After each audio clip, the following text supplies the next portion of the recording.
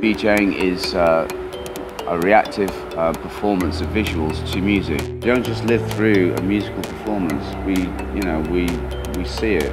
It's about the performance, it's about the moment, about the happening, and then it's kind of gone. It started as just trying to define the look of music visually in its shape and form and colour and stuff like that. Got no real limits or boundaries. It was a chance to put your work out without having to deal with TV channels and all the rest. With sort of visuals in clubs now, I think you have to push it a lot more to get a reaction. It's not uncommon to go into any club now and have somebody who's kind of alongside a sort of DJ VJing now, and that being as relevant as the music. Say what's influenced me is actually the Hacienda. They were one of the first clubs I knew that were doing it. To be honest with you, it was very much grabbed loops that were used. Going to Hacienda in the mid-80s, sort of mid to late 80s, seeing the two big screens with all the cartoons and the train crashes and all the things they used to have going on. You could stand on the balcony and just watch them. What inspired me was the fact that I saw something missing,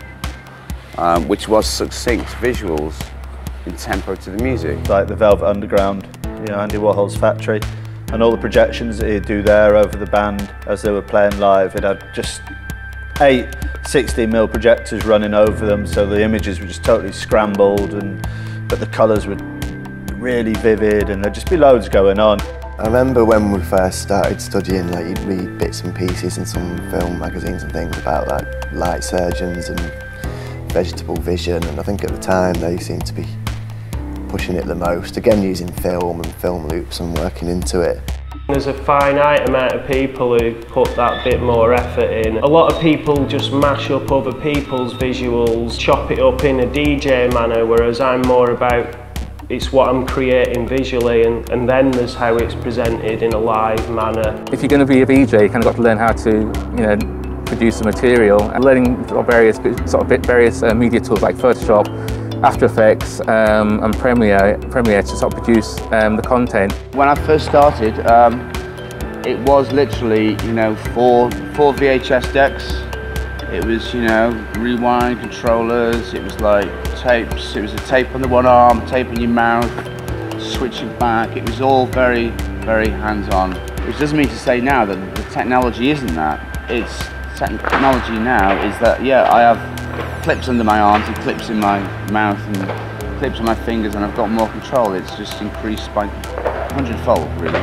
Then other times you'll go into it hands-on and not be reliant on the technology and stuff. The equipment I was using was a means to an end. It was a means to throw the image onto a screen. It helped with the fact that we're all still at university, so you could go and pinch loads of AV equipment that was meant for lectures and things like that and go and take it for the weekend and stick it in some clubs. If it's possible, I probably would have been happy just having 20 Super 8 projectors just running.